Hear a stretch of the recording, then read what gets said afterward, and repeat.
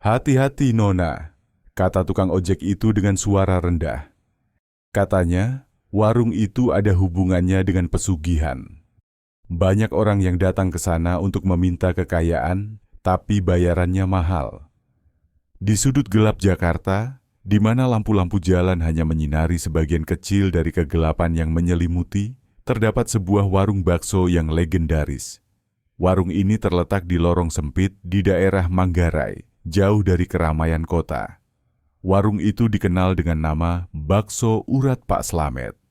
Meskipun lokasinya tersembunyi, warung ini selalu ramai dikunjungi orang, terutama di malam hari. Tapi, tidak banyak yang tahu bahwa di balik kelezatan bakso uratnya, tersimpan rahasia mengerikan yang tidak semua orang berani mengetahuinya. Rina adalah seorang mahasiswi semester akhir di salah satu universitas ternama di Jakarta.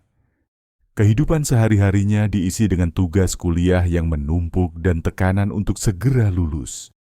Suatu malam, setelah lembur mengerjakan skripsi di kampus, Rina dan teman-temannya memutuskan untuk mencari tempat makan malam. Mereka sudah bosan dengan makanan cepat saji dan ingin mencoba sesuatu yang berbeda. Katanya ada warung bakso enak di Manggarai, namanya Bakso Urat Pak Slamet, kata Andi, salah satu teman Rina. Katanya baksonya bikin ketagihan dan harganya murah lagi. Rina dan teman-temannya setuju untuk mencoba warung tersebut. Mereka naik ojek online menuju lokasi yang diberikan Andi. Setelah melewati beberapa gang sempit dan gelap, mereka akhirnya tiba di depan warung bakso itu. Warung itu terlihat sederhana, dengan beberapa meja dan kursi kayu yang sudah usang. Tapi, aroma bakso yang menggoda langsung membuat perut mereka keroncongan. Mereka memesan beberapa porsi bakso urat dan mulai menyantapnya. Rina langsung terkesan dengan kelezatan bakso tersebut. Dagingnya kenyal, kuahnya gurih, dan urat-uratnya begitu empuk. Tapi, ada sesuatu yang aneh. Rina merasa ada rasa yang berbeda, seperti ada sedikit rasa pahit yang tersembunyi di balik kelezatannya. Enak banget ya, kata Andi sambil menyeruput kuah bakso. Rina mengangguk, tapi hatinya merasa tidak nyaman. Dia memperhatikan sekeliling warung. Suasana di sana terasa dingin, meskipun cuaca di luar cukup panas. Beberapa pelanggan lain duduk di meja-meja terpisah, makan dengan tenang tanpa banyak bicara. Rina merasa ada yang tidak beres, tapi dia tidak bisa menjelaskan apa itu. Setelah selesai makan, mereka pulang dengan perut kenyang. Tapi, malam itu, Rina tidak bisa tidur. Dia terus memikirkan rasa aneh yang dia rasakan di bakso itu. Dan, di tengah malam, dia mendengar suara bisikan-bisikan aneh di telinganya. Seperti ada seseorang yang sedang berbicara dalam bahasa yang tidak dia mengerti. Sejak malam itu, Rina mulai mengalami mimpi buruk yang sama setiap kali dia tidur. Dalam mimpinya, dia berada di sebuah ruangan gelap, dikelilingi oleh sosok-sosok bayangan yang tidak jelas. Sosok-sosok itu berbisik kepadanya, memintanya untuk kembali ke warung bakso itu. Rina selalu terbangun dengan keringat dingin dan jantung berdebar-debar. Tidak hanya itu, Rina juga mulai merasa ada yang mengikutinya kemanapun dia pergi. Dia sering melihat bayangan hitam di sudut matanya, tapi ketika dia menoleh, tidak ada apa-apa. Teman-temannya mulai memperhatikan perubahan pada diri Rina. Dia menjadi lebih kurus, wajahnya pucat, dan matanya terlihat kosong. "Rina, kamu baik-baik saja?" tanya Andi suatu hari. "Kamu terlihat tidak sehat." Rina mencoba tersenyum, tapi dia tahu ada sesuatu yang salah dengan dirinya. Dia merasa seperti ada kekuatan gelap yang mencengkeramnya, dan dia tidak bisa melepaskan diri. Rina memutuskan untuk mencari tahu lebih banyak tentang warung bakso itu. Dia mulai bertanya kepada orang-orang di sekitar kampus, dan akhirnya dia menemukan seorang tukang ojek yang tahu tentang warung tersebut. "Warung bakso urat Pak Slamet, hati-hati Nona," kata tukang ojek itu dengan suara rendah. Katanya, warung itu ada hubungannya dengan pesugihan. Banyak orang yang datang ke sana untuk meminta kekayaan, tapi bayarannya mahal. Rina merasa ngeri mendengar cerita itu. Dia mulai menyadari bahwa mungkin ada sesuatu yang tidak wajar dengan bakso yang dia makan. Dia memutuskan untuk kembali ke warung itu, kali ini sendirian, untuk mencari tahu kebenarannya. Malam itu, Rina kembali ke warung bakso urat Pak Slamet. Suasana di sana masih sama, dingin dan menyeramkan. Dia memesan 1 porsi bakso dan duduk di meja paling pojok. Kali ini, dia memperhatikan setiap detail di sekitarnya. Ketika bakso datang, Rina merasa ada sesuatu yang berbeda. Bakso itu terlihat lebih gelap, dan aroma yang keluar darinya membuat perutnya mual. Tapi, dia memaksakan diri untuk mencicipinya. Begitu dia menggigit bakso itu, dia merasakan sesuatu yang keras di mulutnya. Dia mengeluarkannya, dan ternyata itu adalah potongan kuku manusia. Rina langsung muntah dan berlari keluar dari warung. Tapi, sebelum dia bisa pergi jauh, dia merasa ada tangan yang menariknya dari belakang. Dia berbalik dan melihat sosok tinggi dengan wajah yang tidak jelas, memegang mangkuk bakso berisi sesuatu yang bergerak-gerak. "Kamu sudah memakan bagianmu," bisik sosok itu dengan suara serak. "Sekarang kamu harus membayarnya." Rina mencoba berteriak, tapi suaranya tidak keluar. Dia merasa tubuhnya menjadi lemah dan pandangannya mulai kabur. Sosok itu menariknya ke dalam ruangan gelap di belakang warung, di mana Rina melihat banyak orang yang terikat dan terlihat kurus kering, seperti mayat hidup. Mereka semua memandangnya dengan mata kosong, seolah-olah menunggu giliran mereka. Rina menyadari bahwa dia telah terjebak dalam ritual pesugihan. Warung bakso itu adalah tempat di mana orang-orang menukar jiwa mereka untuk kekayaan, dan dia telah menjadi korban berikutnya. Dia mencoba melawan, tapi kekuatan gelap itu terlalu kuat. Hari-hari berikutnya, teman-teman Rina mulai khawatir karena dia tidak pernah kembali ke kampus. Mereka mencoba menghubunginya, tapi teleponnya tidak pernah diangkat. Andi dan beberapa teman lainnya memutuskan untuk mencari Rina, dan akhirnya mereka tiba di warung bakso urat Pak Slamet.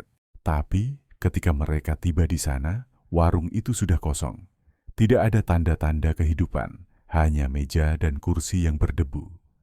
Mereka bertanya kepada warga sekitar, tapi tidak ada yang tahu apa yang terjadi dengan warung itu. Rina tidak pernah ditemukan. Teman-temannya hanya bisa berharap bahwa dia baik-baik saja. Meskipun di dalam hati mereka, mereka tahu bahwa ada sesuatu yang mengerikan telah terjadi. Dan di suatu tempat di Jakarta, warung bakso urat Pak Slamet masih ada. Menunggu korban berikutnya yang akan terjebak dalam pesugihan yang mengerikan. Setelah kejadian itu, Andi dan teman-temannya tidak bisa melupakan Rina. Mereka merasa bersalah karena telah membawanya ke warung bakso itu. Andi, yang merasa paling bertanggung jawab, memutuskan untuk melakukan investigasi lebih lanjut. Dia tidak percaya bahwa Rina bisa hilang begitu saja tanpa jejak. Dia mulai mencari informasi tentang warung bakso urat Pak Slamet, bertanya kepada orang-orang yang mungkin tahu tentang tempat itu. Suatu malam, Andi bertemu dengan seorang pria tua yang mengaku pernah bekerja di warung itu. Pria itu, yang namanya Pak Joko, terlihat ketakutan ketika Andi menyebut nama warung tersebut. "Jangan cari-cari masalah dengan tempat itu," kata Pak Joko dengan suara bergetar. "Warung itu bukan tempat biasa, ada sesuatu yang jahat di sana."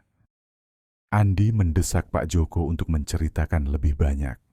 Akhirnya, dengan enggan, Pak Joko bercerita bahwa warung itu memang digunakan untuk ritual pesugihan. Pemilik warung, Pak Slamet, adalah seorang dukun yang menggunakan bakso sebagai media untuk memikat korban. Bakso itu dibuat dengan campuran bahan-bahan yang tidak wajar, termasuk ramuan dari tubuh manusia. "Banyak orang yang datang ke sana untuk mencari kekayaan," kata Pak Joko. "Tapi mereka tidak tahu bahwa bayarannya adalah jiwa mereka." Andi merasa ngeri mendengar cerita itu. Dia bertanya apakah Pak Joko tahu apa yang terjadi pada Rina. Pak Joko menggelengkan kepala. "Saya tidak tahu pasti," katanya.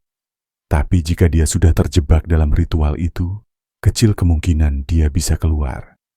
Andi tidak bisa menerima kenyataan bahwa Rina mungkin sudah tidak bisa diselamatkan. Dia memutuskan untuk mencari bantuan dari seorang paranormal yang terkenal di Jakarta, namanya Mbah Dukun. Mbah Dukun dikenal sebagai orang yang bisa berkomunikasi dengan dunia lain dan memiliki pengetahuan tentang ritual-ritual gelap. Setelah menjelaskan situasinya, Mbah Dukun mengangguk dengan serius.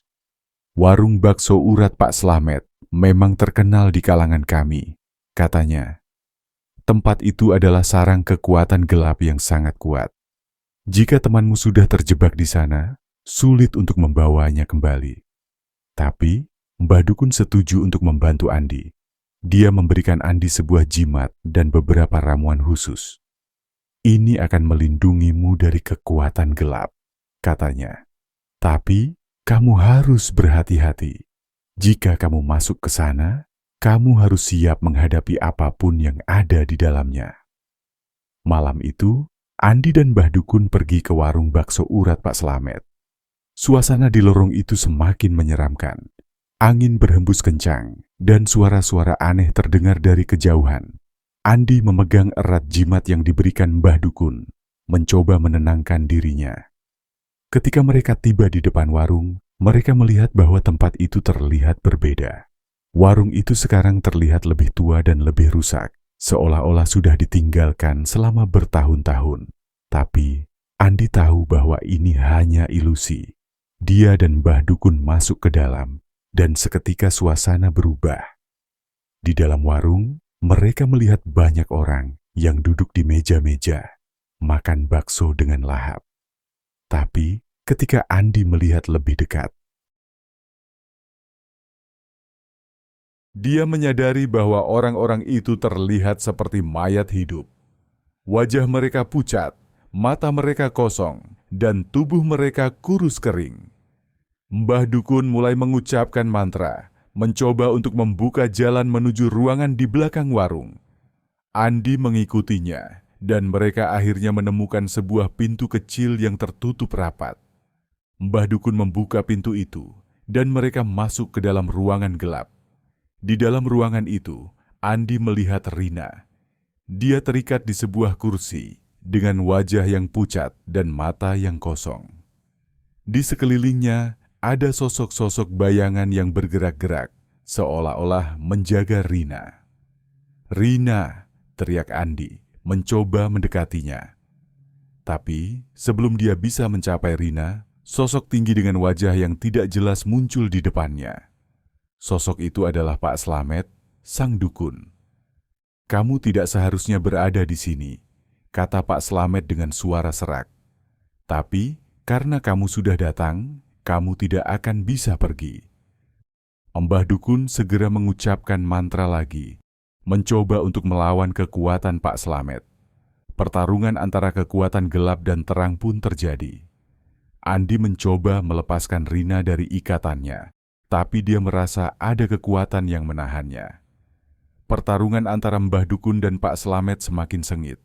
Ruangan itu bergoyang, dan suara-suara aneh menggema di sekeliling mereka.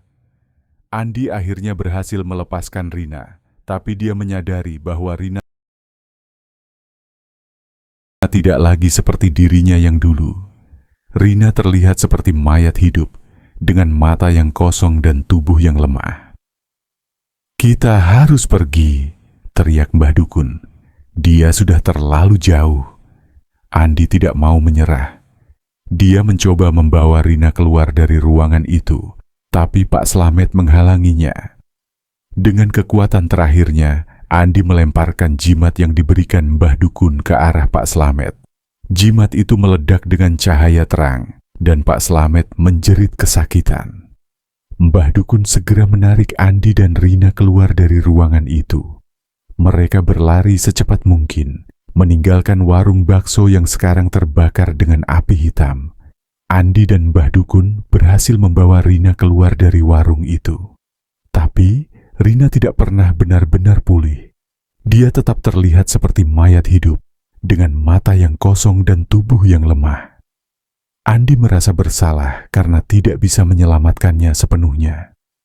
Warung bakso urat Pak Slamet akhirnya hilang, seolah-olah tidak pernah ada. Tapi, Andi tahu bahwa kekuatan gelap itu masih ada di suatu tempat, menunggu korban berikutnya. Dan di suatu sudut gelap Jakarta, di mana lampu-lampu jalan hanya menyinari sebagian kecil dari kegelapan yang menyelimuti, warung bakso itu mungkin masih ada, menunggu untuk memikat korban berikutnya yang akan terjebak dalam pesugihan yang mengerikan. Beberapa bulan setelah kejadian menghilangnya Andi dan Rina, kota Jakarta kembali hidup seperti biasa. Tapi, bagi beberapa orang yang tahu tentang warung bakso urat Pak Slamet, ketakutan itu masih membayangi. Cerita tentang warung itu menjadi legenda urban, dibisikkan dari mulut ke mulut, tapi tidak ada yang berani membuktikan kebenarannya. Sampai suatu malam, ketika seorang mahasiswa baru bernama Dito mendengar cerita itu. Dito adalah seorang mahasiswa yang baru pindah ke Jakarta. Dia tinggal di kos-kosan dekat Manggarai dan sering mendengar cerita-cerita mistis dari teman-temannya. Suatu malam, ketika mereka sedang nongkrong di warung kopi, salah satu temannya, Budi, bercerita tentang warung bakso yang legendaris. Katanya, warung itu hanya muncul di malam hari, kata Budi dengan suara rendah. Dan bakso yang dijual itu bukan bakso biasa. Ada yang bilang itu terbuat dari bahan-bahan yang tidak wajar. Dito yang penasaran dan sedikit nekat langsung tertarik. Apa beneran? Kayaknya seru tuh buat dibuktikan. Budi langsung menggeleng. Jangan Dito, itu bukan tempat buat main-main. Banyak orang yang hilang setelah ke sana. Tapi Dito tidak bisa menahan rasa penasarannya. Dia merasa ini adalah kesempatan untuk membuktikan keberaniannya. Malam itu juga, dia memutuskan untuk mencari warung bakso itu. Dito berjalan sendirian menuju lorong di Manggarai. Suasana malam itu terasa lebih menyeramkan dari biasanya. Angin berhembus kencang, dan langit terlihat gelap tanpa bintang. Dito mencoba mengingat petunjuk yang diberikan Budi. Tapi semakin dia masuk ke dalam lorong, semakin dia merasa tersesat. Tiba-tiba, dia mencium aroma bakso yang menggoda. Aroma itu begitu kuat, seolah-olah memanggilnya. Dito mengikuti aromanya, dan akhirnya dia tiba di depan warung bakso urat Pak Slamet. Warung itu terlihat sederhana, dengan beberapa meja dan kursi kayu yang sudah usang. Tapi, lampu-lampu kecil yang menggantung di atap warung memberikan cahaya yang cukup untuk melihat sekeliling. Dito masuk ke dalam warung dan duduk di salah satu meja. Tidak ada pelayan yang datang. Tapi tiba-tiba sebuah mangkuk bakso muncul di depannya. Bakso itu terlihat lezat, dengan kuah yang masih mengepul dan urat-urat yang terlihat empuk. Dito mengambil sendok dan mencicipi bakso itu. Rasanya luar biasa, seperti tidak pernah dia rasakan sebelumnya. Tapi, di tengah kenikmatannya, dia merasa ada sesuatu yang aneh. Ada rasa pahit yang tersembunyi di balik kelezatannya. Ketika Dito sedang menikmati bakso, dia mendengar suara bisikan-bisikan aneh di telinganya. Suara itu seperti sedang berbicara dalam bahasa yang tidak dia mengerti. Dia mencoba mengabaikannya, tapi suara itu semakin keras. Tiba-tiba, dia melihat bayangan hitam bergerak di sudut matanya. Dia berbalik, tapi tidak ada apa-apa. Dito mulai merasa tidak nyaman. Dia mencoba untuk berdiri dan pergi, tapi kakinya terasa berat seperti diikat oleh sesuatu yang tidak terlihat. "Kamu tidak bisa pergi," terdengar suara serak dari belakangnya. Dito berbalik dan melihat sosok tinggi dengan wajah yang tidak jelas berdiri di sana. Sosok itu memegang mangkuk bakso berisi sesuatu yang bergerak-gerak. "Kamu sudah memakan bagianmu," kata sosok itu. "Sekarang kamu harus membayarnya." Dito mencoba berteriak, tapi suaranya tidak keluar. Dia merasa tubuhnya ditarik ke dalam ruangan gelap di belakang warung. Di sana, dia melihat banyak orang yang terikat dan terlihat kurus kering, seperti mayat hidup. Mereka semua memandangnya dengan mata kosong, seolah-olah menunggu giliran mereka. Dito menyadari bahwa dia telah terjebak dalam ritual pesugihan. Dia mencoba melawan, Tapi kekuatan gelap itu terlalu kuat. Dia merasa dirinya ditarik semakin dalam ke dalam kegelapan. Sementara itu, Budi dan teman-temannya mulai khawatir karena Dito tidak pernah kembali ke kos-kosan. Mereka mencoba menghubunginya, tapi teleponnya tidak pernah diangkat. Budi merasa bersalah karena telah menceritakan tentang warung bakso itu. "Kita harus mencari Dito," kata Budi kepada teman-temannya. "Aku takut dia pergi ke warung itu." Mereka memutuskan untuk pergi ke lorong di Manggarai. Ketika mereka tiba di sana, mereka melihat warung bakso urat Pak Slamet masih berdiri dengan lampu-lampu kecil yang menyala. Tapi suasana di sana terasa sangat menyeramkan. Budi dan teman-temannya masuk ke dalam warung, tapi tidak melihat Dito. Yang mereka lihat hanyalah meja-meja kosong dan mangkuk-mangkuk bakso yang masih mengepul. Setelah kejadian itu, warung bakso urat Pak Slamet menjadi semakin legendaris. Cerita tentang Dito, Budi dan teman-temannya yang hilang menyebar seperti api di kalangan mahasiswa dan warga sekitar. Tapi, meskipun banyak yang takut, selalu ada saja orang yang penasaran dan nekat. Salah satunya adalah seorang jurnalis muda bernama Ardi. Ardi adalah seorang reporter yang bekerja untuk sebuah media online yang sering membahas cerita-cerita misteri dan urban legend. Dia mendengar tentang warung bakso urat Pak Slamet dari beberapa sumber dan merasa ini adalah kesempatan besar untuk membuat liputan yang menarik. Meskipun banyak yang memperingatkannya, Ardi yakin bahwa dia bisa membongkar kebenaran di balik legenda itu. Ardi mempersiapkan diri dengan matang. Dia membawa kamera kecil yang bisa merekam dalam kondisi gelap, alat perekam suara, dan beberapa jimat yang dia dapatkan dari seorang paranormal temannya. "Ini hanya untuk berjaga-jaga," katanya pada dirinya sendiri. Dia juga memutuskan untuk pergi sendirian karena tidak ingin membahayakan orang lain. Malam itu, Ardi tiba di lorong Manggarai. Suasana terasa lebih mencekam dari yang dia bayangkan. Angin berhembus kencang, dan suara-suara aneh seperti bisikan-bisikan terdengar dari kejauhan. Ardi menyalakan kamera dan mulai merekam. Lokasi ini adalah tempat di mana warung bakso urat Pak Slamet konon muncul. Bisik Ardi ke kamera. "Aku akan mencoba mencari tahu apakah cerita-cerita ini benar atau hanya mitos belaka." Dia berjalan perlahan, mengikuti lorong yang semakin gelap. Tiba-tiba, dia mencium aroma bakso yang kuat. Aroma itu seolah memanggilnya, menariknya ke suatu tempat. Ardi mengikuti aromanya, dan akhirnya dia tiba di depan warung itu. Warung bakso urat Pak Slamet terlihat persis seperti yang digambarkan dalam cerita-cerita. Lampu-lampu kecil menggantung di atap, memberikan cahaya redup yang membuat suasana terasa semakin menyeramkan. Ardi masuk ke dalam warung dan duduk di salah satu meja. Tidak ada pelayan yang datang, tapi tiba-tiba sebuah mangkuk bakso muncul di depannya.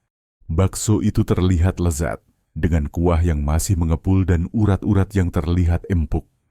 Ardi merasa ada sesuatu yang aneh, tapi dia mencoba untuk tetap tenang. "Baiklah, ini dia bakso yang legendaris," bisik Ardi ke kamera. "Aku akan mencicipinya dan melihat apa yang terjadi." Dia mengambil sendok dan mencicipi bakso itu. Rasanya luar biasa, tapi seperti yang dia duga, ada rasa pahit yang tersembunyi di balik kelezatannya. Tiba-tiba, dia mendengar suara bisikan-bisikan aneh di telinganya.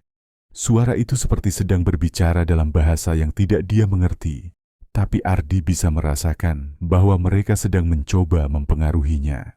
Dia mencoba mengabaikannya, tapi suara itu semakin keras. Tiba-tiba, dia melihat bayangan hitam bergerak di sudut matanya.